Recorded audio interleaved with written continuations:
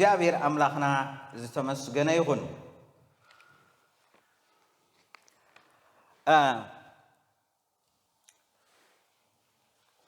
ኣብ ቀዳማይ ሳሙኤል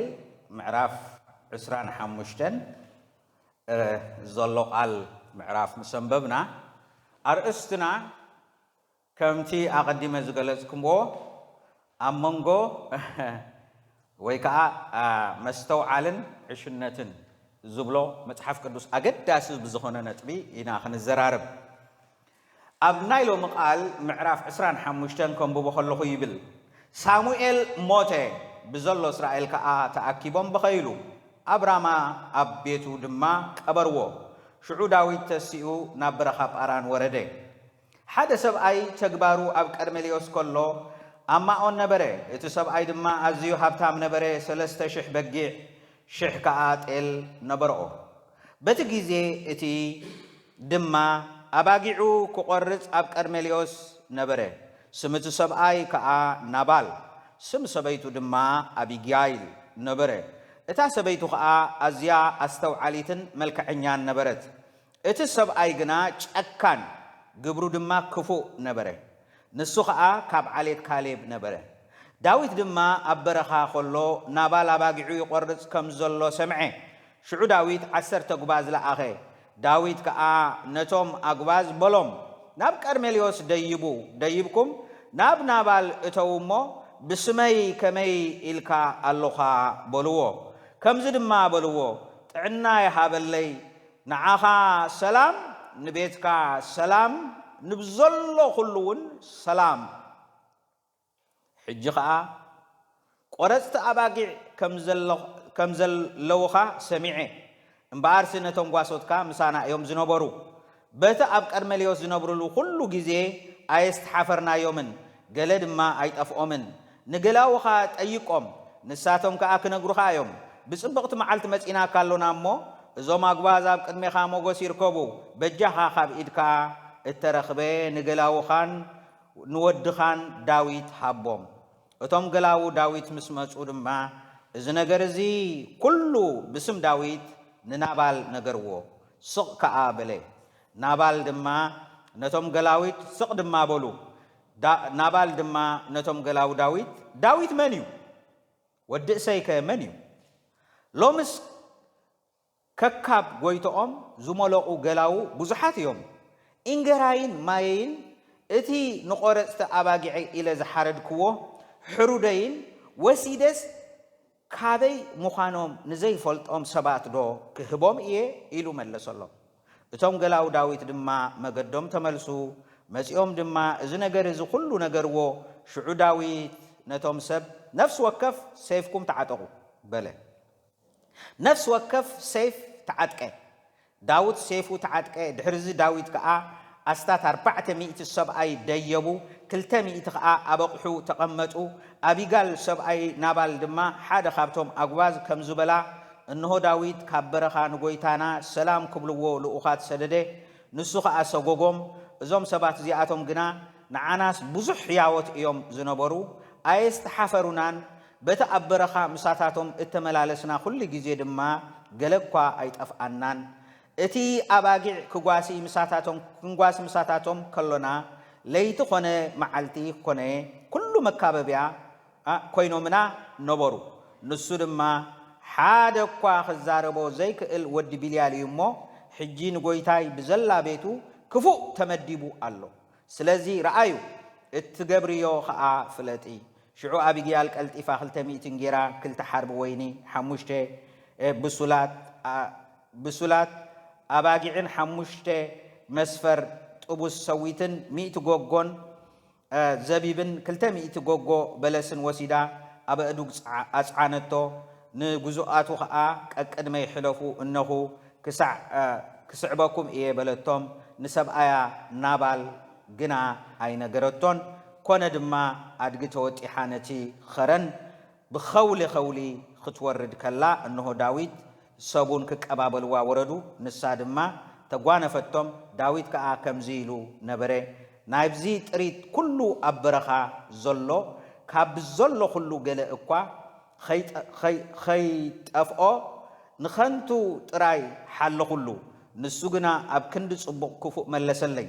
ጽባሕ ክሳዕ ትበርህ ካብ ዘለዎ ኩሉ ኣብ መንደቕ ተጸጊዑ ካብ ዝሸይን ሓደ እንተኾነ ሓደ እኳ እንተ ደኣ ሓዲገስ ኣምላኽ ንጸላእቲ ዳዊት ከምዚ ይግበሮም ከምዚ ድማ ይወስኮም ኣቢጋል ድማ ንዳዊት ምስ ረኣየቶ ቀልጢፋ ካብ ኣድጊ ወረደት ኣብ ቅድሚ ዳዊት ብገጻ ተደፊኣ ናብ ምድሪ ፍግም በለት ኣብ እግሩ ወዲቓ ኸዓ በለቶ ኣታ ጐይታይ እዚ ኣበሳዚ ኣባይ ይኹን በጃኻ ገረድካ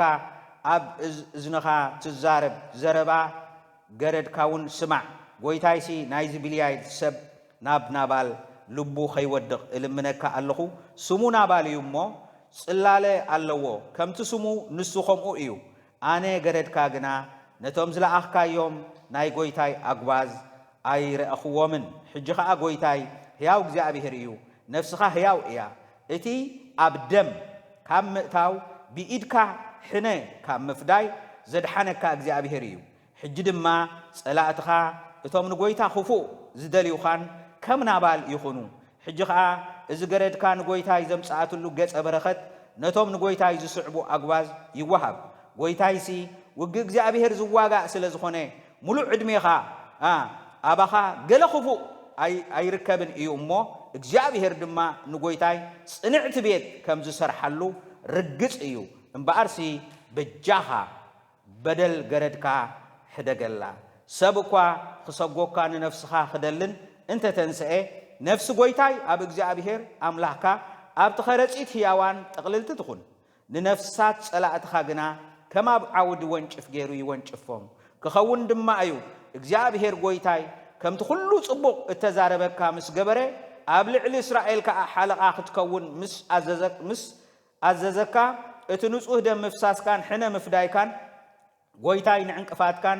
ንምስቓቕ ልቢ ጐይታይን ኣይኹንካ እግዚኣብሔር ጐይታይ ጽቡቕ ምስ ገበረልካ ድማ ንገረድካ ዘክር ሽዑ ዳዊት ንኣቢጋል እቲ ክፉእ ከይገብረኪ ክፉእ ከይገብረኪ ዝኸልከለኒ እግዚኣብሔር ኣምላኽ እስራኤል ሕያው እዩ ንስኺ ክትቅበለኒ ቐልጢፍኪ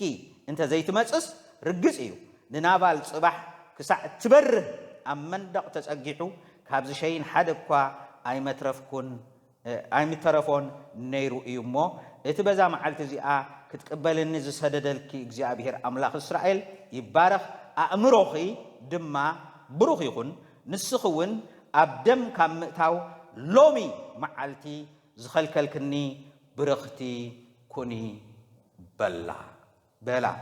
ዳዊት ከዓ ትዘምጽኣትሉ ካብ ኢዳ ተቐቢሉ ርእዩ ዘረባኺ ሰሚዐ ገጽኪ ከዓ ኣኽበርኩ ናብ ቤትኪ ብሰላም ደይቢ በላ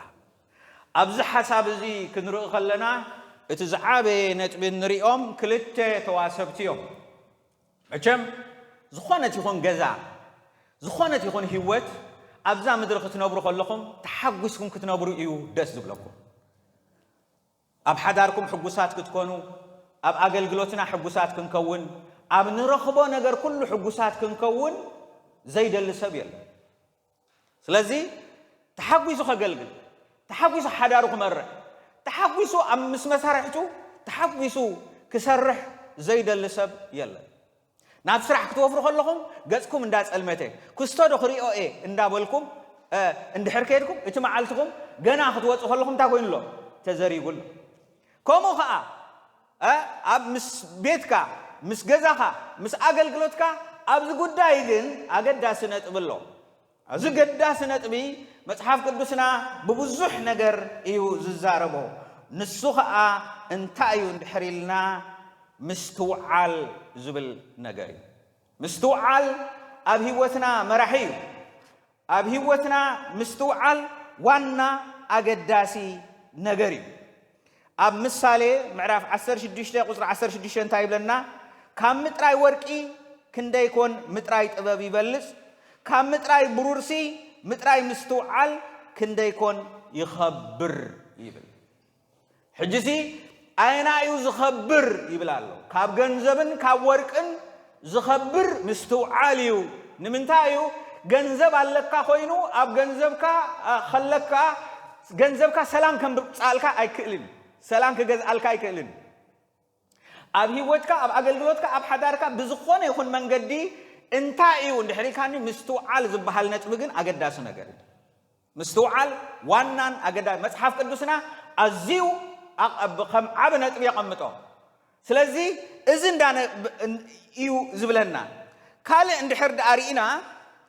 ምስትውዓል ካብ መልክዕ ካብ ጽባቐ ካብ ዝኾነ ይኹን ተሪኦታት ካብ ጽብቕቲ መኪና ካብ ጽቡቕ ገዛ ይበልጽ ንምንታይ እንድሕሪልኩምኒ ምስትውዓል ሕጉስ ኮይኑ ዘንብረካ ኣብዛ ምድሪ እዚኣ ሕጉስ ኮይንካ ክትነብር ምስ መጋላቢልትኻ ዝገብረካ ነገር ስለ ዝኾነ እዩ ስለዚ ንምስትውዓል ኢና ሎሚ እንሪኦ እምበኣር ኣብዚ ሰብኣይን ሰበይትን እንታይ ኢና ንርኢ ዘለና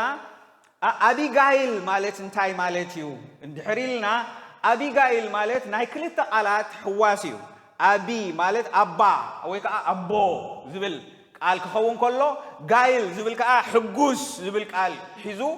እግዚአብሔር ሓጎስዩ ዝብል ሽም ትሕዛላ ማለት ንሱ ከዓ እንታይ ማለት እዩ እንድሕሪልና ናባል ማለት ከንታይ ማለት እዩ ልብ ዘይብሉ ወይ ከዓ ዓሻ ማለት ሕጂ ንሳ ከዓ ኢላቶ ከም ሽሙ እዩ ክትብል ከላ ከም ሽሙ እዩ ማለት ንሱ እንታይ ማለት እዩ ዓሻ እዩ ዝገብሮ ነገር ኣይፈልጥን እዩ ስለዚ ንስኻ ከምኡ ኣይተሓዘሉ ክትብል ከላ ግን ይመስለኒ እዞም ክልተ ሰብኣይን ሰበይትን ኣብ ሓደ ገዛዮም ዝነብሩ እንታይ ኢና ንርኢ ዘለና ክልተ ተጻረርቲ ተሓደ እንታይ እዩ መስተውዓሊት እያ እታ ሰበይቲ እቲ ሰብኣይ ከዓ እንታይ እዩ ዓሻ እዩ መጽሓፍ ቅዱስ ስለ ዝብሎ እዩ መጽሓፍ ቅዱስ ከምኡ እዩ ዝብሎ ስለዚ መጽሓፍ ቅዱስ ስለ ዝብሎ ኣየስተውዕልን እዩ ኣብ ዕሽነት ዘሎ እዩ ዝገብሮ ኣይፈልጥን እዩ ስለዚ ኣካይድኡ ኩሉ ሓደገኛ ካይዳ እዩ ንሳ ከዓ ኣዝያ ለባም ኣዝያ ከዓ ነገራት እትፈልጥ እትርዳእ ሰብ እያ እዞም ክልተ ሰባት እንዳነበሩ ከለዉ ብፍላይ ሳሙኤል ኣብ ዝሞተሉ ጊዜ ሳሙኤል ማለት ጽላል ናይ እስራኤል ሳሙኤል ማለት እግዚአብሔር ምስ ሙሴ ማዕረ ገይሩ ዝሪኦ ካብቶም ኣብ እስራኤል ዝተስኡ ነቢያት እቲ ዝበለጸ በቀዳማይ ደረጃ ዝጥቀስ መን እዩ ሳሙኤል ሳሙኤል ካብ ዳን ስጋዕ ቤርሳቤህ እንድሕር ተዛሪቡ ናቱ ዘረባ ሙሉእ እስራኤል ይቕበሎ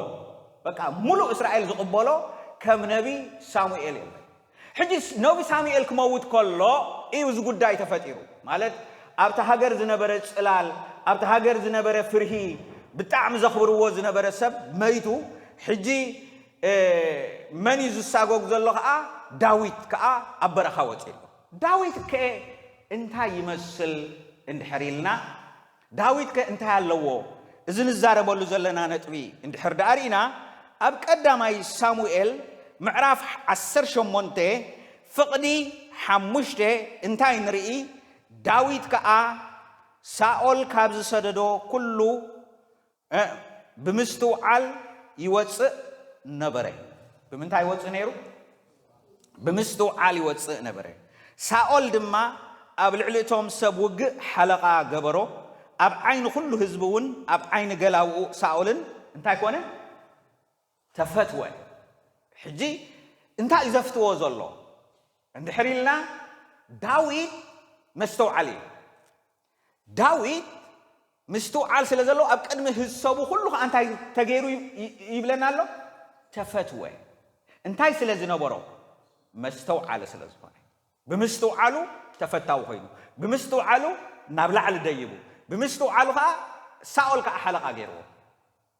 ሕጂ እንታይ እንድሕሪልኩምኒ ኣብቲ ዘሎ ፍልሊ ኣብቲ ናይ ምስትውዓል ነገር እዩ ዘሎ ማለት እዩ እምበኣር ዳዊት መስተውዓላይ ክንሱ ሓደ ጊዜ ብዝኾነ ነገር በዚ ዘንበብኩልኩም ታሪክ ግን ኣብ ስምዒት ኣትዩ ስምዒት ሓደገኛ እዩ ኣብ ሕርቃን ኮንካ ትውስኖ ውሳኔ ብዙሕ ጊዜ ጌጋ እዩ ትፈልጡ ድኹም ሓሪቁም ወይ ኣዚኹም ኣብ ሕማቕ ኩነታት ከለኹም ውሳኔ እንታይ ትግበሩ ኣይትወስኑ ኣብ ሕርቃን ኮንካ እንድሕር ወሲንካ ኣብ ስምዒት ኮንካ እንድሕር ወሲንካ ድላይካ ኹን እቲ መን ዝውስን ዘሎ ብስምዒት ኢኻ ትውስን ዘለኻ እምበር ሓሲብካን ተረዲእካን ኣይኮንካን ትውስን ዘለኻ ስለዚ መስተውዓልቲ ሰባት እንታይ እዮም ዝገብሩ ኣብ ስምዒት ከለዉ ኣብ ሕርቃን ከለዉ ኣብ ዝኾነ ይኹን ከለዉ እንታይ ይገብሩን እዮም ኣይወስኑን ዳዊት ሓደ ጊዜ ግን ናይ ኩላትና ናይ ሕርቃን ወይ ከዓ ናይ ጠርዚ ናይ ትዕግስቲ ይፋላለዩ ተረዲኹምኒ ገለገለ ሰብ ኣሎ ነዊሕ ጊዜ እንታይ ዝኸውን ዝዕገስ ኣሎ ሕጂ ዳዊት ዝተወድቕ ይመስለኒ ማለት እንታይ ገይሩ ኣዝዩ ሸፊ ኣብቲ ዘለዎ በረኻ ሰራዊቱ ኣለዉ ብዙሓት ኣባጊዕ ኣለዋ ነዞም ኩሎም ጓሶቱ ኩሉ ጊዜ እቲ ሰራዊት ናይ ዳዊት እንታይ ይገብር ነይሩ ይሕልዎም ነይሩ ዝጠፍአት በጊዕ እንድሕር ኣላ ኮይና ከዓ እዚኣ በጊዕኩም እያ እንዳበለ ከዓ ይመልሰሎም ነይሩ ስለዚ ኣብቲ በረኻ ከለዉ ከምቶም ካልኦት ዝገብርዎ ኣባጊዖም እንዳመንጠለ ክሓርድ ይኽእል ነይሩ እዩ ኣብቲ በረኻ ከሎ ድላዩ ክገብር ይኽእል ነይሩ እዩ ዕጥቂ ዘለዎ እዩ ሰራዊት ዘለዎ እዩ ሰራዊት ዘለዎ ኩሉ ጊዜ ዝፍራሕ እዩ ዳዊት ግን ብኸምኡ መንገዲ ይከደን ዳዊት ግን ብኸምዚ መንገዲ ክኸይድ ፈቃደኛ ኣይኮነን ንምንታይ እዩ ኩሉ ጊዜ እቲ ምስ ኣምላኽ ዘለዎ መስመር እንዳሓለወ ዝኸይድ እዩ እቲ ምስ ኣምላኽ ዘለዎ መንገዲ እንዳሓሰበ ምክንያቱም ናይ ሎሚ ዝዘርኦ ነገር ጽባሕ ከም ዝዓጽዶ ይፈልጥ እዩ ስለዚ ሎሚ እንታይ ክኸውን ከም ዘለዎ እንድሕር ዘይፈሊጡ ጽባሕ እንታይ ከም ዝኸውን ከዓ እንታይ ይገብርኒ ማለት እዩ ኣይፈልጥን እዩ ኣብ ሓደጋ እዩ ዝወድቕ ማለት እዩ ብዙሕ ጊዜ ዳዊት ዘለዎ ኳሊቲ ክነግረኩም ዳዊት ብዝሙት ወዲቑ ዳዊት ሰብ ከቕትል ፈቲኑ ዳዊት ሓጢኣቱ ክሓብእ ብዙሕ ጊዜ ምስ ፈተነ ነቢይ ግን መፂኡ ተዛሪቡ እቲ ከምዚ ዝበለ ሰብ እኮ መን ኢኻ ኢልዎ ንስኻ ኢኻ ምስ በሎ ልክዕ ካብ ድቃሱ እንታይ ኮይኑ ተበራቢሩ ድሓር ዳዊት ምስ ነገሩ ምስ ዋላ ሓደ ሰብ ከተሓሕዝ ኣይደለየ እገለ እኮ እዩ ገይሩኒ ክስቶ ተዘይብለኒ ከምዚ ምኾነን ኖ ንሳ እኮ ኣነ እኮ ይኮንኩን ጌገኛ ንሳ እኮ ያ ሰብ እንዳረኣያ ጥርሓ እንታይ ኮይና ተሓፂባ ስለዚ ንዓይ ኣነሲ ከመይ ገይረ ይሕተት ኢሉ ርእሱ እንታይ ክገብር ኣይደለየን በፍጹም መስተውዓለ ሰብ ጌጉኡ ናብ ካልእ ኣይገብርን መስተውዓለ ሰብ ኩሉ ጊዜ ጌጉኡ ናበይ ዝርኢ ቅድሚ ናብ ካልእ ምርኣዩ ነፍሱ እዩ ዝርኢ ስለዚ ዳዊት እንታይ ኢሉ ኣነ ንዓኻ ጥራይ በደልኩ ጉዳዩ ምስ መን ገይርዎ ንሱን እግዚኣብሔርን ሃሌሉያ እዚ ምስትውዓል እዚ ጥበብ እዩ ምስትውዓል እንድሕር ኣለካ ኾንካ ኣብ ዝኾነ ይኹን ጉዳይካ ታሕታታይ ሰብ ክትገብር ኣይትኽእልካ ልዕሊ ዝኾነ ይኹን ነገር ኣእምሮ ዝሃበካ ጥዕና ዝሃበካ ፍልጠት ዝሃበካ ኩሉ ዝሃበካ እግዚኣብሔር ኣለ እግዚኣብሔር ስለ ዝሃበካ ኣብ ዝኾነ ይኹን መንገዲ ንስኻ በቲ ናይ እግዚኣብሔር ሓሳብን ፍቓድን እንድሕር ከይድካ ጽባሕ ክጽብቐልካ እዩ ሎሚ ሕማቕ እንተ ጌርካ ጽባሕ ድማ እቲ ዝዘራእካዮ እዩ ዝጸንሕ ስለዚ ዳዊት ክንሪኦ ከለና እንታይ እዩ ነይሩ እንድሕር ኢልና ዳዊት መስተውዓል እዩ ነይሩ ሕጂ ልክዕ ምስ ረኣየቶ እንታይ ገይራታ ሰበይቲ መፂኣ ኖ ኢላ ምስ ኣተወት ካብ ስሚዕ ሽዑ ንሽዑ እንታይ ኮይኑ ነቒሑ ሕጂ እንታይ እዩ ናይ ዳዊት ኳሊቲ መጀመርያ ካብ ርእሱ ክሓብእ ፈቲኑ ነቢ ናታን ምስ ረኣዮ ምስ ተዛረቦ ቀልጢፉ እንታይ ኮይኑ ተለዊጡ ቀልጢፉ መፂ እዚ ሕጂ ከዓ ብስምዒት ከይዱ እታ ሰበይቲ ምሰንቃሓቶ ኣቢግያል ምሰንቃሓቶ ከዓ እንታይ ገይሩ ቀልጢፉ እንታይ ኮይኑ ተመሊሱ ቀልጢፍኩም ትምለሱ ይግበርኩም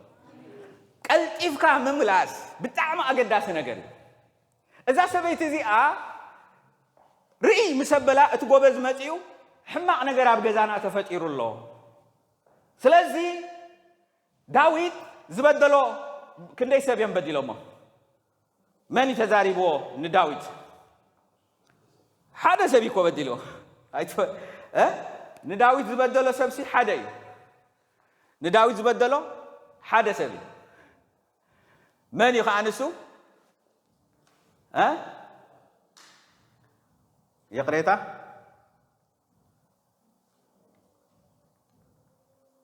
ንዳዊት ዝበደሎ ናባል ይበዲልዎ ካልእ ኣይኮነን ስለዚ ዳዊት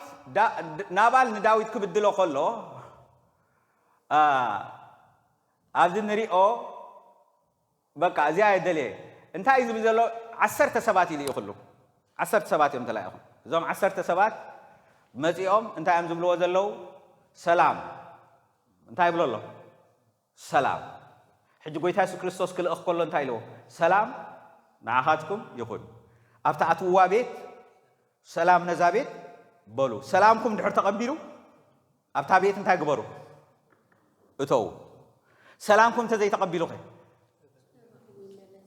اتا سلام سي ناباكم تملس حيزكم ما تا سلام ابو قديفكم ما اي تخيدو يلو حجي مخنياتهم سلام املاك عاب نغري مالت سلازي انت عايز بلو زلو سلام بقى سلام عنا يا حبلي نعخا سلام نبيتكا سلام نبزلو كلون سلسته نغر يزار دلو سلام نعخا سلام نبيتكا نبزلو كلون انتي سلام ناي سلام سبك تكون كما يدزب تردي يومني سلام كو بتعم قداسي تنغره سبا لما اب حجرنا نربش سبات نسلام زلوم لبي ناي بحق ناي سلام لب تزهلو كلاتنا كو بسلام نبر ناي سلام نغر اقداس نغر سلاذ داويت انت بيناي مقد خيد يزدل زلو بسلام منقد ناي سلام منقد كأتو خلو بسلام كوتو خلو بسلام نسبات كأسلام زدلي نسبات كأخلو سلام كهون اللهم زدلي إيدو زرقحيو خا سلام كون الكايلو خا لو أخاتو سديدو أنصار زمات أزل جن انتايو زمات أزل نا حجين تايو حليايو صبو غيرلو أباقيو حليس إندغنا خا أنسو انتاي قبرن الله ماليسو يقاو خمس زبالة زربا نا حجي نابال دي تزاريبو هو 400 سراوي تعتيقو كلتميت غزا حلو يلو كلتميت غا مساي مسو زخونه يقول مندق تصقيعو زي شيء انتي مالتو مسلكم ماتشورد ترديهم مندق تصقيعو زي شيء مالت انتي زخونه مالتي بقى رأس زخاله مالت حفرته شفينو كشيء مخنياتو نحنا قلعو خلنا ايكون عندي سر يبلنا قال يبلنا سويلنا تاينا نبل تانطلاو يدات ايكون مسغوبسكا ግን كتشاين كلها نمندق حبيكا يخاطري انتي مالتي اندايركت غوبيزه الله ماتشورد كوينه الله حج سبئ الله سبعي كوين الله مالتي ስለዚህ ነዚ ሰብአይ ዘበለ ግን እንታ ከገብረ ኢሉ ከጥፎ ምክንያቱም ከጥፎ ከለው እንታ አምዝ ገብሩ ቆልዓ እንድሕር ኮይኑ ብምርኮ ሕዝዋ ንእሽተይ ተኮይና ጎበዝ እንድሕር ኮይኑ ከምኡ እንድሕር ኮይኑ እኹል ሰብአይ እንድሕር ኢሎም ከዓ ንብሙሉ እንታይ ገብርዎ ይቀትልዎ ስለዝነበሩ ሕጂ እንታይ ኢሉ ፈኪሩ ክኸይድ ከሎ ምሒሉ እዩ ከዓ ዝኸይድ ዘሎ ብጸላእቱ ምሒሉ እዩ ዝኸይድ ዘሎ ሕጂ ንብሙሉኦም እንታ ከገብሮም ከጥፍኦም መን ይበዲሉ نابال من يتقفل زلو بومولو حرقان حماق يزوسنك سمعت حماق يزوسنك سمعت كتوسن كلها بحرقان كتوسن كلها تخكلنيا زخونه ነገር አይተወስነን ይላል ስለዚህ በዛ ሰዓት እዚኣ ዳዊት ተخكለኛ ዘይኮነ ውሳኔ ይዝወስን ዘሎ ከጎይ ከሎ በቃ ሁሉ ኸጥፎ ኢሉ ኸይድ ከሎ እግዚአብሔር ይመስገን ግን ሓደ ለባም አገልጋለሎ ካብቶም ጓሶትሲ ሓደ ለባም ዝኾነ ጓሳ ተረኺብ እዚ ጓሳ እዚ እንዳጎየና መን ከይዱ ናብ አቢጋል ከይዱ አቢጋል ዘሎ ጉዳይ እዚ ነገር እዚ እዞም ሰባት ብጣዕሚ ጥዑያት እዮም ምሳና ከለው ሕጂ ግን ገጢሙና ዘሎ ብጣዕሚ ከቢድ ነገር እዩ ኣብዚ ቅፅል ግዜ ጉድ ዝኾነ ነገር ኣብ ህዝብና ኮርዲ እሞ ገለ ግበሪ ኢልዋ ንስኻ እንታይ ገይራ እሳ ጽባሕ ከርክበሉ የተ ትብል ነገር ታይ መኾነ ምተባላሸው ነይሩ አምላኽ ንዓኻ ዘብርሃልካ ነገር አምላኽ ንዓኻ ዘብርሃልክ ነገር ብትኽክለኛ ጊዜ ኣብ ትኽክለኛ ሁነታት እንተ ዘይገይርካዮ ጊዜ ምስ ሓለፈ እንታይ ይብሉ ብዛዓዲ ሱሽ ቤት ዝኾነ ነገር ንዕዶም ጌኻዮ ሱሽ ቤት ስለዚህ ናይ አቢጊያል ኳሊቲ እንታይ እንድሕድልኩም ንግዜ እቲ ዝተረዳአ ነገር قلطيفا اب تخكل غزي غنا خيمص خلو ات ጉዳይ اب تخكلኛ ሁነታት ከይበጽሕ خلو ምስቲ غزي እንታይ ኮይና ማለት እዩ ተቃዳዲማ ጽንዕንን አቢላ መግባ ኩሉ ባሮታ ኩሎም አስተኻኺላ መጽያ ልክ ዓም መንገድ ክበጽሕ ከሎ እንታይ ገራቶ ኣብ እግሩ ወዲቃቶ ሕጂ እንታይ እዩ ዝብለና لؤم ملاش نقطع يهدو ترير قال جنا انت يقبر هو كقتلك هذا مسأسبسي بمنتاي كتملسو تغلها بتعون قال انت هتقبره تغلها كتملسو ترير قال سي حجي اب افنا نزاربو قال بمستوعال بزي مستوعال نزاربو قال نقويقا خفطر يكون سلام كمص عغرغر خفطر يكون كهد حيلي الله مالتي اب عندبتنا نزاربو مالتي ስለዚህ بمستوعال نزاربو قالن بزي مستوعال نزاربو قالن سلامنا خربشنا خل مالتي اب حدار سلام كربشكا اب اغلغلوت سلام كربشكا اب زخونه يكون بوتا سلام كربشكا اب سراح يربشكا ስለዚህ مستوعال አገዳስ ነገር እዩ مالتي ስለዚህ ሰብዝ እንታይ ይብላል ለኡም ላሽ ንቁጣ ይህዶ ተሪር ቃል ግና እንታይ ይገብር ኩራ ይልል ስለዚህ ናባል ዘረባ ተሪሪ ነሩ ተሪር በመኻኑ እንታይ ያላዓይሉ ኩራ ያላዓይሉ ምን ኮሪዩ በቃ ዳዊት ኮሪዩ ሕጂ አበይ ዘሎ እቲ ሞተር እቲ ነገር ካበይ መበገሲ እንድሕሪልኩምኒ ኣብ ናባል ይዘሎ ናይ ናባል ከቢድ ቃል ምዝራብ نداويت من العال فتيرو نبيتو بمولو خا انتي نخغبر كطفق كا يزغبرو زلو حنتي بزي مستوعل زاربو زلو ناي من قاليو ناي نابال قال احواتي مستوعل اقداس نغري مستوعل اقداس نغري سلاذ مصحف قدسنا لعل برور لعل ورقي انتي غبرا دليا يبلنا هجيكو مدلاي قال نغر انديو ግን لعلم انت اخات دليا يزبلنا يقصل حجي ابزينا ري ابيغيال كيدا بغرو وديقاتو بقى بغرو وديقاتو غويتاي نسخ انت اخاتو تواغا زلخا وغ እግዚአብሔር تواغا يخا استوعلو انتي تواغا يخا مخنياتهم نسخ سئل كاي كون كان ابرخا مصيخا زلخا اسها ناي املاح بروجرام ناي املاح حساب زلكا يخا حجي بخورا اندحر تصيقا اندحر بالاشيخا صباح منغستو تتكل كلخا اذا نغر زنت خغبركايو كطعسكايو مخنياتو እግዚአብሔር አብ ህይወትካ ዓላማ አለዎ እግዚአብሔር አብ ህይወትካ ዓላማ ዘለካ ሰቢኻ ሱቂልካ ይኮን ካንተ ጸውዒካ ዘለኻ ሱቂልካ ይኮን ካን ቆንካ ዘለኻ ስለዚህ ሕጂ ትገብሮ ዘለኻኮ ዘርኢዩ ጽባሕ ንትገብሮ ንዝኾነካ ነገር انت خصيقلك انت خقملك حجي تغبرو زلخا جيغا صباح كعصدكا سلازخونه بجاها اذا نغرزي ايتوعلو اذا نغرزي ايتغبرو حجي ذكرمكم داويد مس ايكون زلعال قطتا من تزاريبوني لوا እግዚአብሔር ይባአኺ ታገሩኒ ተዛሪቡኒ ሃሌሉያ እግዚአብሔር ይባአኺ ተዛሪቡኒ እዚ መሰጂው መልእኽት እኮ ይኺስክ መጽይኽ ዘለኺ እዚ መልእኽት ዝኮ ንዓይኒ መጻኢ ጽቡቕ ክኾነለይ ምንቲ ኣብ መንግስተይ ኣብቲ ስራሕይ ኩሉ ጽቡቕ ክኾነለይ ትኽክለኛ መልእኽት ይኽነጊርክን ዘለኺ ስለዚ ኣእምሮኺ ብሩኽ ይኹን ንመን ባሪኽዎ ንምንታይ ክብሩኽ ይኹን ኣእምሮኺ ብሩኽ ይኹን أأمرهم بروحهم أأمره وسان نجاري أأمره مستوعل وسان نجاري أنت بجيجاه كنكيد أنت بسلام كنكيد أنت طعم نجار كنا حلف مصحف قدسنا دقاقيمو بزعبازي إيو زنقرنا نابال جن عشاي نابال يا شجر زفت أره سبي حجين تايب لنا لبام سبيتي بيتات هنس عشاقي حجي أبي يؤتمهنات المفراسن أبتم استوعالي زل تردي أخمني انتاي تقبر إذا أجيرسي انتاي كمتأنيو أملاخ يفقدودو إذا أبير يفتودو እንገብሮ ነገር بملؤ ولا حد يكون انت حتاتي احواتي مستوعل እንድሕር ጎዲልና አምላኽ مستوعل ሃበኒ ተረዲኹምኒ انت زي كونه كل سب منقدسي اب منقدس እንታይ ይመስሎ ይብል መጽሐፍ ቅዱስ ቁኑዕ ولا ጌጋ ሒዙ ከሎሲ እንታይ ይመስሎ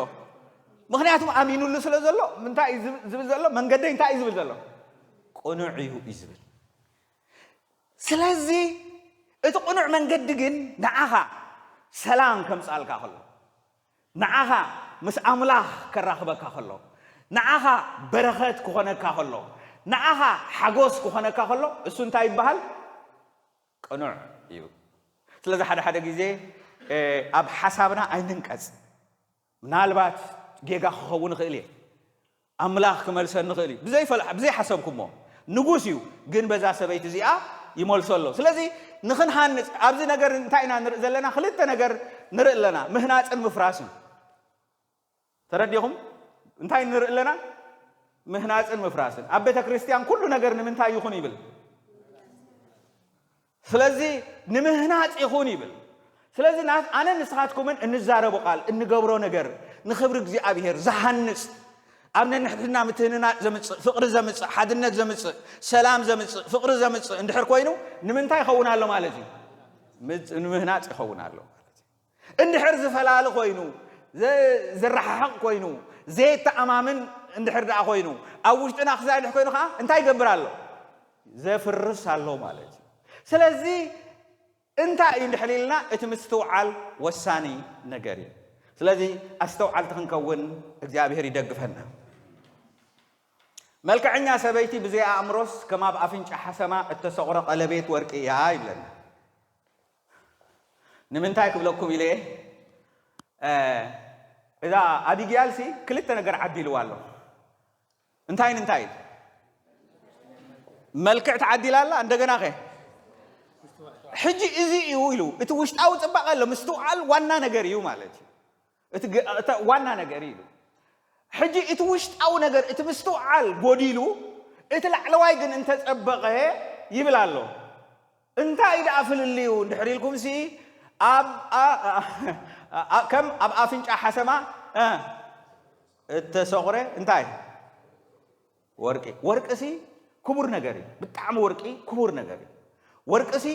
ኣብ ክቡር ቦታ ተቐምጦ ኣብ ጽቡቕ ቦታ ኣብ ኣፍንጫ ሓሰማ እንድሕር ተቐሚጡ ኸ ኣበይ ይኽውዕል እንድሕር ኢልኩምኒ ጓሓፍ ንጓሓፍ እንዳሓተላ እንዳገለ ምክንያቱም ሓሰማሲ ኣብ ዘይጨንዎ ቦታ ኣብ ዘይኣተዎ ቦታ የለን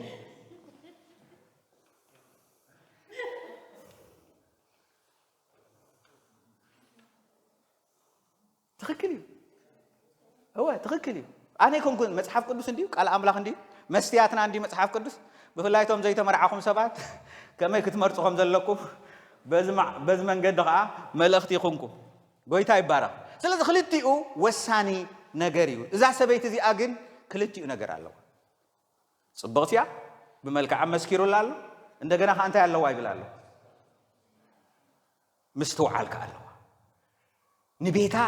ካብ ጉድ ተውፅእ ንዝሓሪቑ ንዝመፀ ትመልስ ጉዳያት ኩሉ ትዕሪ ሰላም ትፈጥር እዚ ዓይነት ከዓ ኳሊቲ ከዓ ኣለዋ ይብለና እግዚአብሔር አምላኽ ይባረኽ እምበኣር እንታይ ይብለና መጽሓፍ ቅዱስ ምሳሌ 19:14 ከዓ ቤትን ሃብትን ካብ ወለዲ ይውረስ ለባም ሰበይቲ ግና ምክንያቱም ዋል ሓንቲ ክትፈልጥ ኣይትኽእልን ኢኻ እንታይ ግበር ኢኻ ትጽሊ አሜን ሃሌሉያ ይኹን እግዚአብሔር አምላኽ ይባረኽ ጎይታ እንታይ ሃበኒ ኢልካ ትጽሊ ማለት እዩ ናትካ ሓሳብ ኣቐሚጥካ እንድሕር ጸሊኻ ሽግር እዩ ተረዲኹኒ ገለ መልክዕ ሪኡ ኣካድና ሪኡ ጽባቐ ሪኡ እንታይ ይገብር ይውስን ደሓር ኣብ ከቢድ ጣጣ ኣቱ ማለት እዩ ምክንያቱም ንሱ ኣየንብረካን እቲ ጽባቐ ኣየንብረካ እቲ ክዳን ኣየንብረካ እቲ ኩነታት ኣየንብረካን እዩ ንዓይን ንዓኻን ከንብረና ዝኽእል ግን እንታይ እዩ እንድሕር ኢልኩም እንታይ እዩ ዘንብረና እቲ ጥበብ እቲ ምስትውዓል ግን የንብረና ማለት እዩ ስለዚ መስተውዓል ሰበይቲ ወይ ከዓ ቤትን ሃብትን ካብ ወለዲ ይውረስ ኢሉና ورشان ورس نخون هابتي جنزب كابيت سبن ورسينا دلايكم بلوغن لبام سبيتجن كمن يتركب يزبلنا نازل لما تحب قدس كاب جاء بهير سلذي جاء بهير لبام سبيت حبن الكا كتصلي يجب أكا مالتي ثم زي تمرعقهم مالته قويتاي مسجن مثالي 10 شعات تشمونته لبونا زتري ننفسو يفكرا ها آمين آمين آمين آمين آمين هو بزعبا قويتا برقي بالكا بزعبا أصل الزارب دلنا إمبر لبونا زتري ننفسو يفكرا قويتا بارخ لبام سبا أيون يدليو بزعبا أبي جيال سلن الزارب زل لقط راح إمبر ناي قدنيو لبام سبا يا قداسي استنان ساس لزخونتيو لبونا زتري ننفسو يفكرا انتايبل لبونا زتري ننفسو يفكرا مستوعال زدهبلو سناي حجي مستوعال مدلاي كايكم مستوعال تاخت قبرلو لكاب لكالو كتسدهبلو لك حجي مدهاب انتاي مالتي ندحريلكمني حجي كتصلخ لخاسي مستوعال هابن نختبل تخيليها السي كونن لعل جنزب دليا لعل ورقي دليا يلونا بزح غيزي مصحف قدسنا خوم يزبلنا ስለዚህ ኮሙን ድሕር ኮይኑ ልዕሊ ዝኾነ ይኹን ነገራት ክንደል እንድሕር ኮይና ነቕልበላ ይግባ ጎይታ በጃኻ ምስተውዓል ሃበን ኢልና ደጋጊ ምናብ ቅድሚ እግዚአብሔር ክንቀርብ ከለና እግዚአብሔር ከዓ እንታይ ይህብ ማለት እዩ ወሃባይ ስለዝኾነ ይህበና ማለት እዩ ግን እንታይ ይዝብለና ዘሎ ዘድህበሉ እዩ ኢሉና ሕጂ ኣብዚ ረአዩ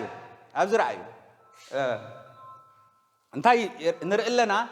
ቤት ሳላ ጥበብ ይህነጽ ሳላ ምስተውዓል ከዓ እንታይ ይኸውን ይጸንዕ ሕጂ ቤት ክብል ከሎ ቤተ ክርስቲያን በልዎ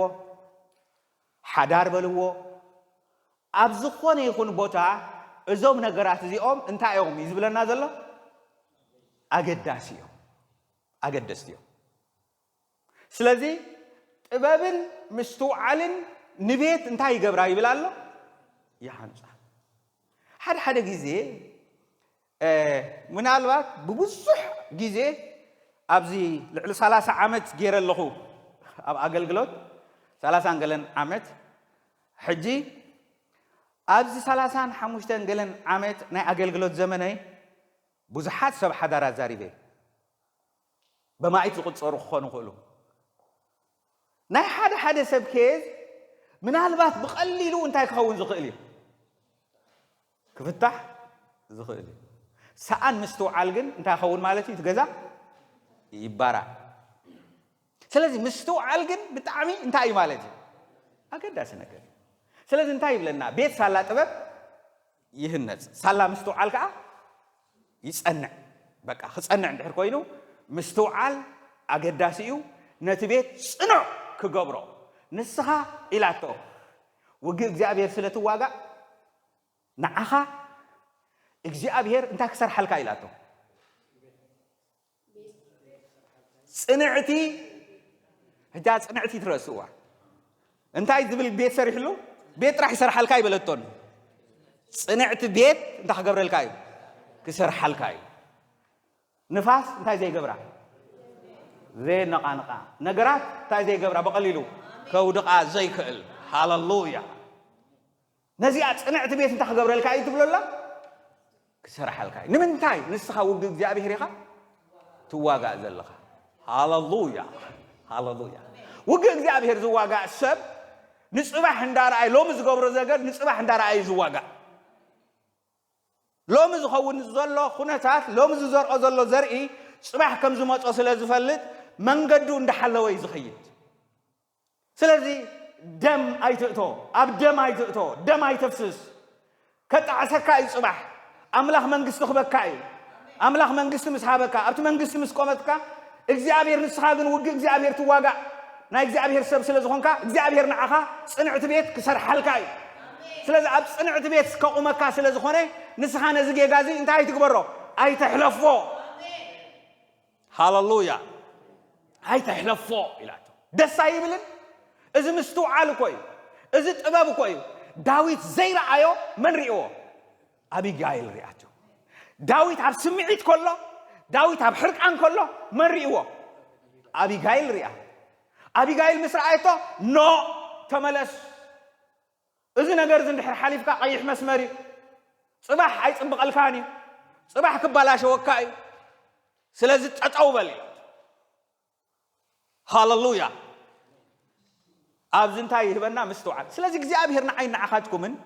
مستوعل هبنا له إذا مستوعل زي كخفتلنا مستوعل كبزحلنا أب علتاو نابرانا أب أقلقلوتنا مسبات أب زلنا ركب أب زخوانا يخون نقر مستوعل قداس نقري مستوعل نعاخات راح يكونن نخبابي خاخمان تدحنا ليها السا مستوعليتها نبيتها تقيمة نسا مستوعليتها نبوزح نقر زتاق مكة نقر اترخبولو إيو مستوعل እግዚአብሔር أملاخنا يمسجن قويتا يبارا دحار كنقصل كلنا أبزخ أنت أين نريه كلتا جروب لباماتن عاشون أبيكم ترخبوه أماتيوس عسران حموشتن حجي إتي مستوعل زبلنايو أبزي إنك أنت أين نريه إتن حموشته أم مدرخ مالالسا خلوه أنت أين دخون هذا مالالساين كم دلائن كوينا أيكون عندي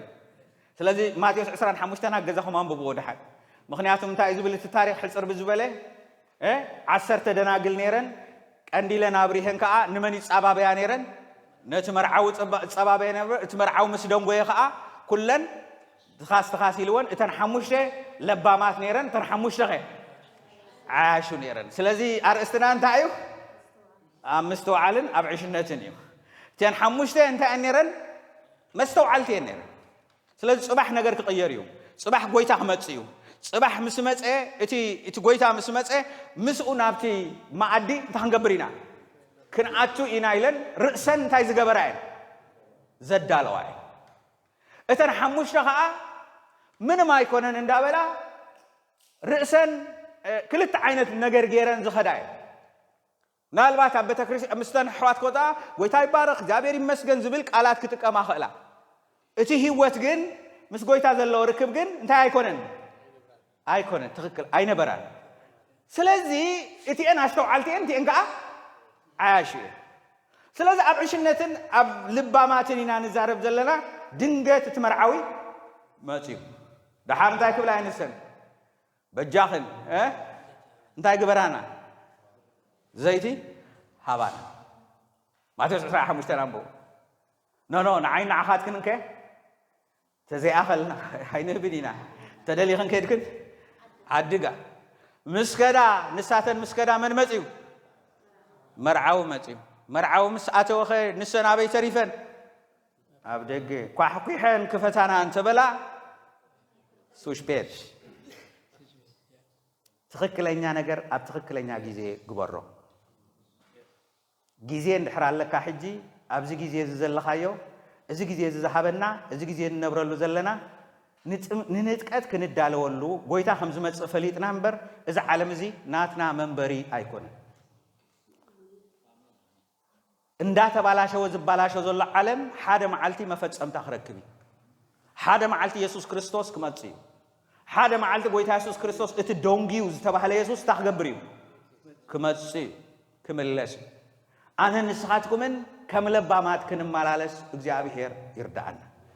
አነ ንስኻትኩምን ከመስተውዓል ተክንማላለስ እግዚአብሔር ይርዳና ክንመለስ ካብ ንግቦ ንመለስ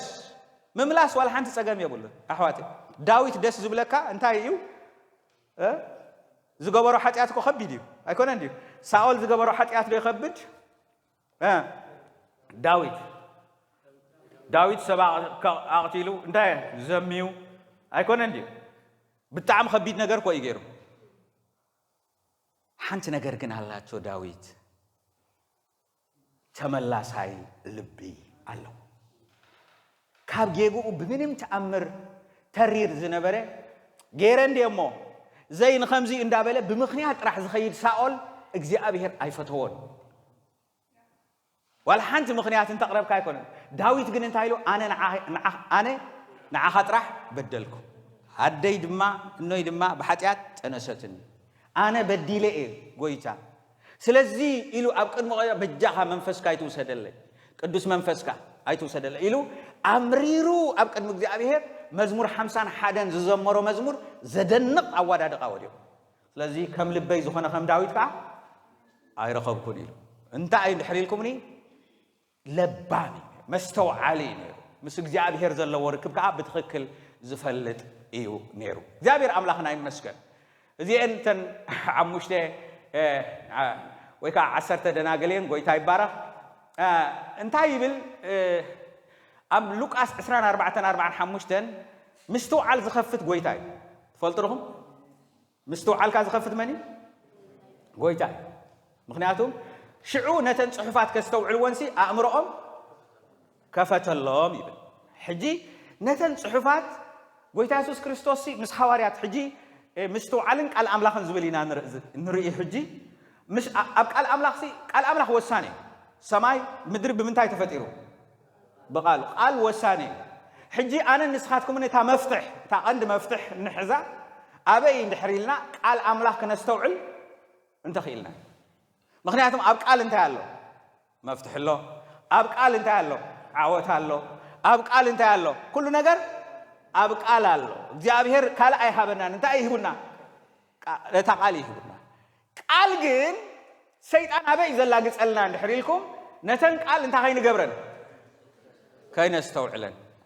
بقى سلاقي تزعبت قالسو أبا حجي ولا خد سبق لها سلشيوكا قلتات كتكون دحار مسوت أكا خمي ينيرو ختبها نتقال من تخي تقلبلو أبل بخا من تخسرق إذا مخنياتهم نقال نحرق لي بكا أبي وتكا لو تخمتيو نقال نحرق لي بكا أبي وتكا حدش نجر كفتري مخنياتهم أنت ما فتح كترخ بقى إن دا يبكا خدي بقى سلازي نقال بتعم وسان سلازي خوني هلا قوي تاسوس كريستوس أنت يجبرم نيرو ودي سبكو أبسال ساي معلت خدسيو كم زخ خوني له زناجرهم نجر بملؤه أنت هاي جبرون أيستوعلون أيستوع هجي متجرش أنت هيرو سعيرو إندجنا أنت هاي كجبر كخفت لهم كل نرئي نتن صحفات كاستوعلون أمرهم كخفت لهم كل إنا نرئي سلازي ماتيوس 10:3 تايبل قال من قست سميعه أنت زي جبره زي استوعلون كسمع تغليها قن أنت هاي تقبره يتغلنا حجي أبوي يتفل لي عسر هذه زي ما تسبخ كسبخ غلي مسبخ كاي كونن نتقال مسمع كاي كونن قال كتسمع تغليها دقاقيم كاو نتقال كتسمع تغليها اتقال تسمع زلها قال قن أنت هتقبر لك كتستوعل لك حجي مستوعل زبل قال أبوي زلو اتقال سي نعايو إلكا أبي واتكا خاتو ندحركي له حجي زرائع خزرق واتايلو حجي أبي تشجر أبت الزرق دي شجر أبت مريت تقبل مريت أنا نسخاتكم نايت مريت أبنتينا نت مريت أنت هنقبرينا تقبل أي تمريت أنت أي تقبل أي تزرعي قاليو تمريت كأنت أي تقبل أي سلذي أقابلو قاليو أم أنت تقبلوه أمن قدي قاليو من تاي تقبلوه أب كوحي قاليو بي تقبلوه أب إشوخ سلذي أب لا يتوساني مالتي اندحر تقبل كايو بتغكل اندحر تقبل كايو جن أب هوت كاز تقام كان سلذي قال من قست سمع زستوعلو كله نتخوفو يمت أمه أب لبوس تسرع من طلو إتعب تقام من قد استزرع إزيو يبل سلذي إزي وانا نجاريو مالتيو نتقال كنستوعلو أقداسيو أبزي أقال زي أقرب كم ببالكم أبقى لاي قرنطس معرف 4 فقد 4 تايبل اتبرهان وانجيل ناي كبر خريستوس نسوغا مثل أملاخ من تخيب رحلهم سي أملاخ زي عالم زي نحسابتم زي آمنو انتاي قبرو اعور حجس اتوقر ايوه قويتا انت قبر لنا ازدلي نتقال كبر حلا سيد انقا نتقال كيبرك انت عايز قبر كعورو جي كلتا تتصاررتيهم تري زلهم ابتي يعور يزلهم ابتها يبره يزلهم حجي نمنتا ام سبات وانجيل نغيركم مم زي ردو ايكونني مالس نعاهم تردي نعين نعاهم تردي ان زلو وانجيل سي مدحان مخانو هيوت مخانو ناي زلعالم هيوت مخانو اندافلطو سي اتا غويتا تقبل هيوت كتركبخا حبغا نفسات كتدحنيخا كاب زمص زلو فردي كتدحنيخا يسوع كريستوس كم قال مدحاني خاغيركا تقبل إذا هيوت زقلي كونن نايزل العالم هيوت وانا نجاريو يلكم نجاركما خاتم زلخ أنا كو هيمانوت الله أنا كو إلو عسرت نجار تاي قبرلك يدرترلك نمنتاي لبتهم زي أمنتي منعوير والله هو نمنتاي بيت كريستيان تسألي بيت كريستيان تسألي كو تقند نجار نتوم أتعورت كابتي لبوم أنت خول كبره ما أنتي نسب مسألهم ليه برهان زركب أملاخ تزيردي إكاكو كبيد نجاري سلازي مستوعل كابجزي أبيهر يوزركب أب قطر شديشان تايبل اتخاب سألماتسي برهان يبرح زبالة أملاخ يومو نبرهان فلتت ناي أملاخ كبري بجت يسوع كريستوس أب لبنا انتاي جوارو أب روحه هاللويا أنا نسخان انتاي يكينو لالو بريه الكالو هاللويا ناتكاس لزبر هالكا أبريه الكالو نسان كالو أدقن انتاي كينو مالو سلميت هو مالو اتقال سزلو أمنتايو دحريكمني أب أمره ناي مسلماتن ناي مبرهني ناي مستوعلن ناي زي مستوعلني سيد أن خين استوعلك ألس ويتا منفس كدوس كأن خن استوعلك أمرنا يخفتلنا أنا نسخاتكم من كأ ناتنا جيدا خاخن رئينات أنيحنا إذي أقداسي نجاريو ويتا يبارك كاتسيلنا كمي مستوعل نركب مار أقداس نحركوين رئينايو أيكون عندي إن رخبوا له من قد دخن فلت علنا اتقدامي صلوتي مصحف قدس فلتوهم كلاتكم أنا خايبل قبل قاس عسرت حدا شعتن عسرتن كا زلم من زبله يقبل زدلي يركب ما عاد أكح نزبلون يخفت له إمه لمنو هو هبكميو دليو كترابيو هجي تقدامي أنت أين تحريلكم صلوتي صلوت أقداس نجاري صلوت كأنت عينك صلوت مو صلوت تليو specific حدا نتصور كلا كخمي غير كاتتصلي كم أقداسنا حجي أنت أخا قدم أمنت أي سبز تصلي جوبز كوينو كمرع خلّو بزح يتصلي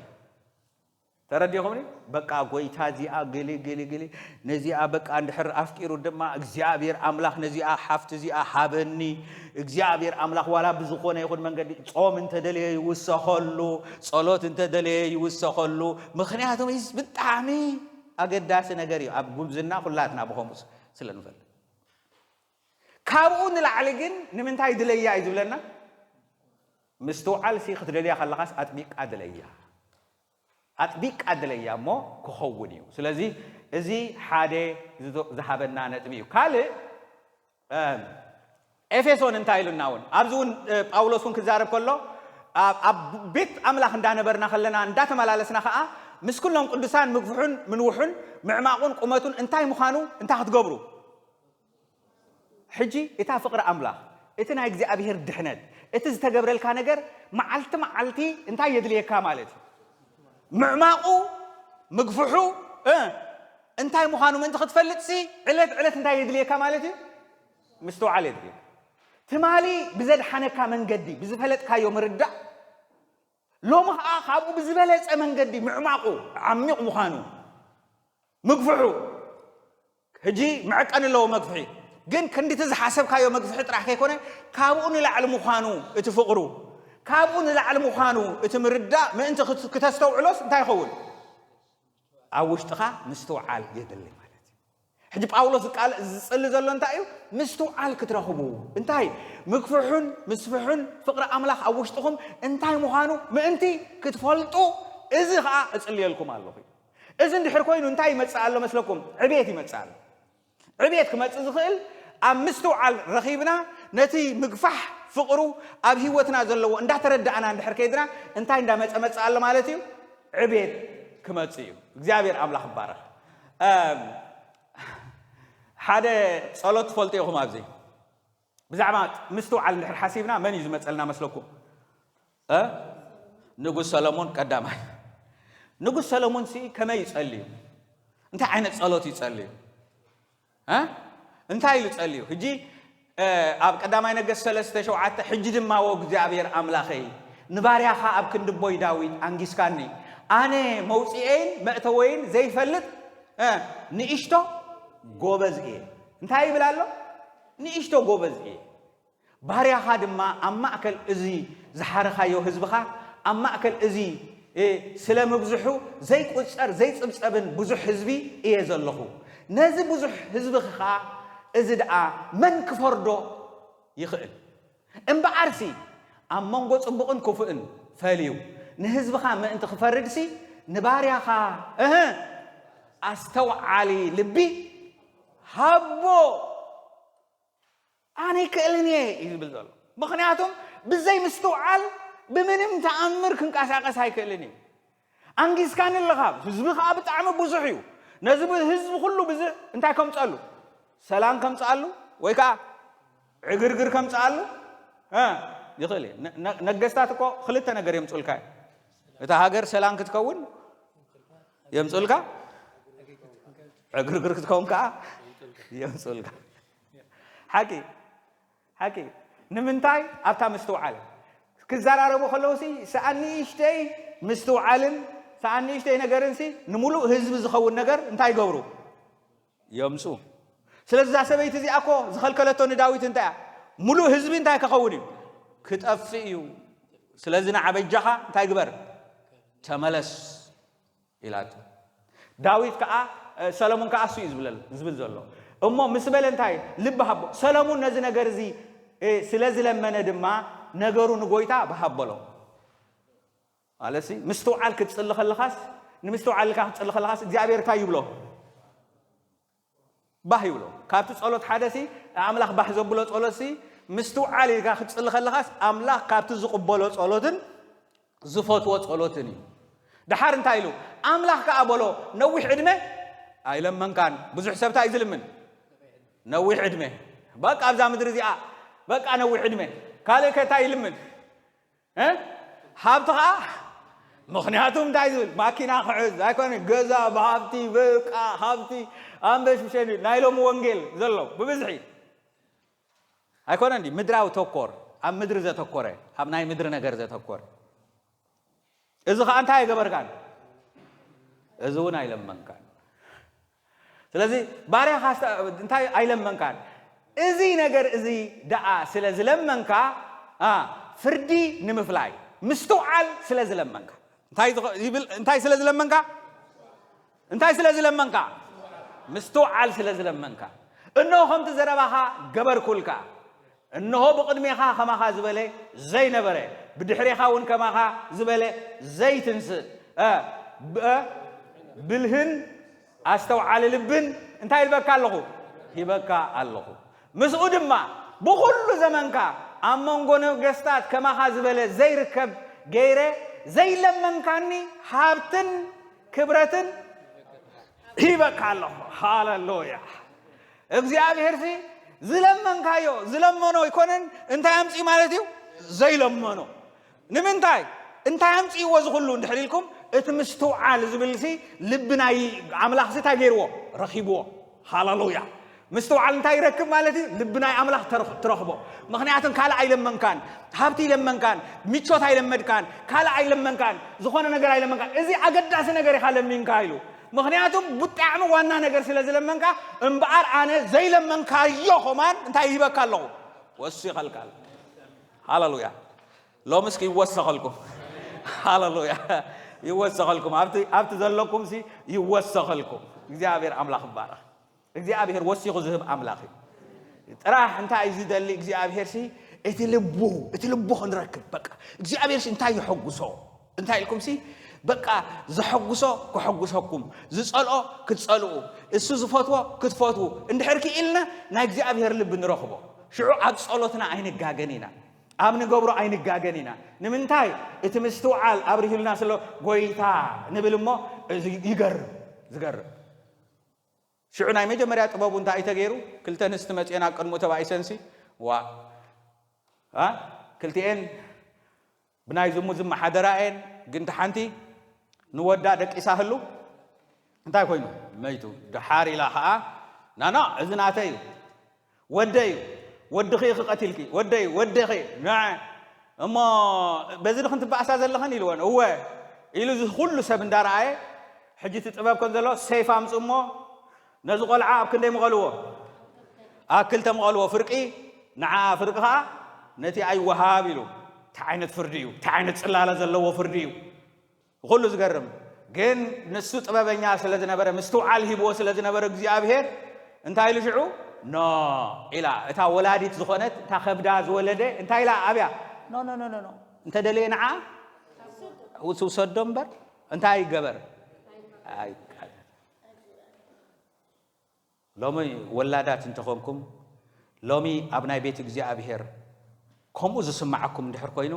ንቤት እግዚአብሔር ዝኾነ ይኹናትኩም ክብሪ ይትረፍኩም ትብሉ ይትረፈና ትብሉ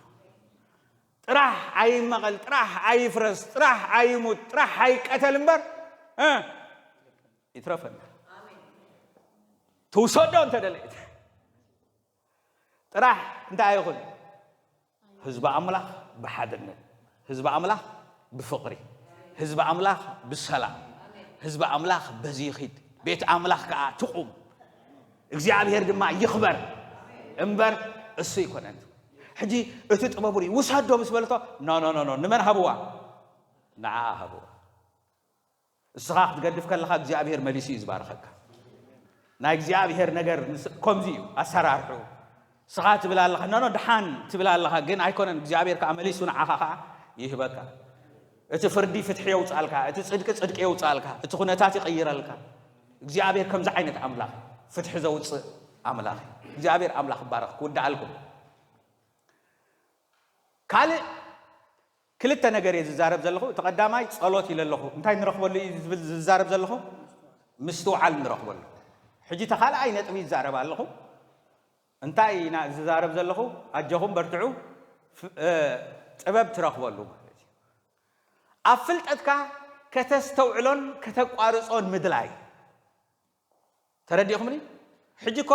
ብዙሕ ነገር ትሰምዕኻ ግን ከተቋጽሮ እንድሕር ዘይክደሊኻ ኣብ ውሽጥኻ ከተቋጽሮ እንድሕር ዘይክኢልካ እንታይ ትገብርንኻ ማለት እዩ ትክክለኛ ቦታ ኣይሃብካዮ ክትሰምዕ ትኽእል ኢኻ ዝኾነ ነገር ክትገብር ትኽእል ኢኻ ከተቋጽሮ مقطار مالت انتاي مالت بقى ناتي الكاسي اقواصر كاسي ناتي እዚ ነገር እዚ ይደልዮ ለኹ الكاسي ከተቋጽሮ እንድሕር ምድላይ ግን ዋና እንታይ ይብለካ ሮሜ 1:18 ነቶም ከም እንስሳ ዝገደፎም ምስተው ዓለም ሕሱር ኣእምሮ እሕሊፉ ዝሃቦም ኣብ እንታይ ስለ ዝገበሩ እዩ ከምቲ ኣምላኽ ኣፍልጠቶም ክሕዝዎን ዘይቋጸርዎ ኣምላኽ ከኣ ከምኡ زي نبور كجبرو نحسر أمره انتاي جبرو أحلف أحب حجي عالم النري زلنا سبات زي كم إنس ساز خونو سلمن تايو عند حريلكم انتاي تفلليو نعمله سلا زي قاصروان سلا زي فلت سلا خلتنا غريت هزاريبه انتاي نرخبلو مستوعل نرخبلو تقدماي انتاي له صلوتي له يتخال اي كنتاي له أفلتك كتستوعلون كتقاصرون مدلاي إله ስለዚህ ክልተ ነገራት ጥበብ እንረኽበለሪና ጸሎት ሪኢናዮ ኢና ሰሎሞን ወን ጸልዩ ከም ዝረኸበ ጸሎት ሪኢናዮ ኢና ድለዩ ክትረኽቡ ኢኹም ተባሂልና ኢና እዚ ድማ እንታይ ይብላሎ ምድላይ ጥራሕ ኣይኮነን ስለዚህ ጸለኻ ኣብቲ ጸሎትካ ከዓ ጸቂጥካ ወይ ከዓ ኣቋጺርካ ምድላይ ከም ዝኾነ እዩ መጽሓፍ ቅዱስና ዝነግረና እግዚአብሔር ኣምላኽ ይባርኩም ጎይታ عزيز يبارككم ስለዚህ መስተውዓልቲ ይግበረና እግዚአብሔር በሁሉ ነገር ከነስተውዕል ይርዳአና መስተውዓል አገዳሲ ነገር አምንታይ አገዳሲ ኣብ ህይወትና ኣብ አገልግሎትና ኣብና ምሰባ ዘለና ርክብ ኣብ ዝኾነ ምሰዝማድና ምስ ቤተሰብና ምስ ኩሉ ኣብ ተኸድዎ ኩሉ ምስ መኒና ንነብር ምሰብ ክንነብር ከለና ከዓ እቲ አገዳሲ ነገር ከዓ እንታይ እዩ መስተውዓል ኣብ አገልግሎት ከዓ ክነገልግል ከለና ከዓ بالسلام كنجلجل بفقر كنجلجل ننحر حدنا تسانينا خنكيد نحر كوينا انت يدل مالتي مستوعل يدل مستوعل نحر قوليلو جن بتحنت مستوعل